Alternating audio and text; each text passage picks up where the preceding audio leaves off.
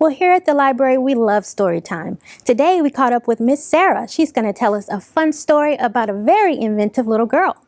Hi, my name is Miss Sarah, and today I will be sharing the beginning of a book with you that has been nominated for this year's Louisiana Young Reader's Choice Award.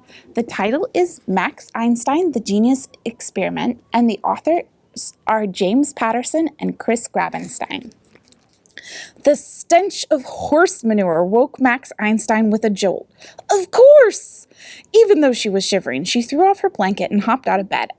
Actually, it wasn't really a bed, more like a lumpy water-stained mattress with frayed seams. But that didn't matter. Ideas could come wherever they wanted. She raced down the dark hall. The floorboards, bare planks laid across rough beams, creaked and wobbled with every step. Her red hair, of course, was a bouncing tangle of wild curls, and it was always a bouncing tangle of wild curls. Max rapped her knuckles on a lopsided door hanging off of rusty hinges. "Mr. Kennedy!" She knocked again. "Mr. Kennedy!" "What the?" came a sleepy mumble. "Max, are you okay?"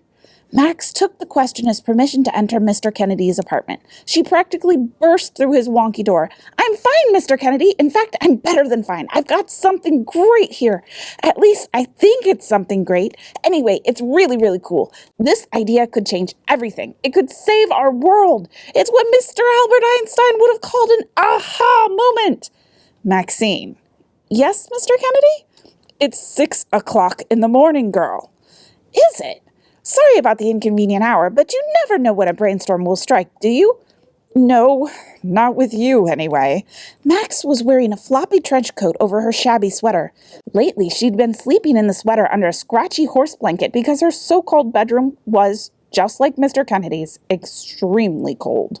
The tall and sturdy black man, his hair flacked with patches of white, creaked out of bed and rubbed some of the sleep out of his eyes. He slid his bare feet into shoes he had fashioned out of cardboard and old newspaper. "Hang on," he said. "Need to put on my bedroom slippers here." "Because the floor's so cold," said Max. "Huh?" "You need to improvise those bedroom slippers because the floor's cold every morning, correct?" "Maxine, we're sleeping uninvited above a horse stable. Of course the floors are cold. And in case you haven't noticed, the place doesn't smell so good either."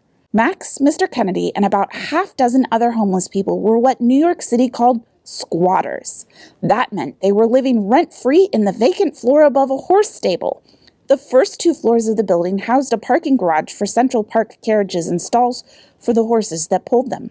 The top 3 floors, as far as the owner of the building knew, they were vacant. "Winter is coming, Mr. Kennedy. We have no central heating system." "Nope, we sure don't. You know why? Because we don't pay rent, Max." "Be that as it may, in the coming weeks, these floors will only become colder. Soon we could all freeze to death, even if we were to board up all the windows." "That's not going to happen," said Mr. Kennedy. "We need the ventilation. All that horse manure downstairs stinking up the place." "Exactly! That's precisely what I wanted to talk to you about. That's my big idea. Horse manure!" I thank you for joining me today and invite you to check out Max Einstein, The Genius Experiment from one of our libraries to continue reading. If you would like to hear more wonderful story starters or tune in for a story time, please visit our kids' Facebook page. Every Sunday night at 6 p.m., we host Story Starters, where we read the first chapter of longer books we think you'll love. Every Monday night at 7 p.m., we host Good Night Stories for you to snuggle up and enjoy a bedtime story.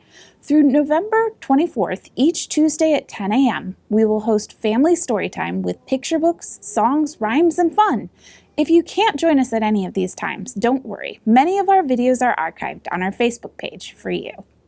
For more story times, be sure to check out the Facebook page at facebook.com/EBRPLKids.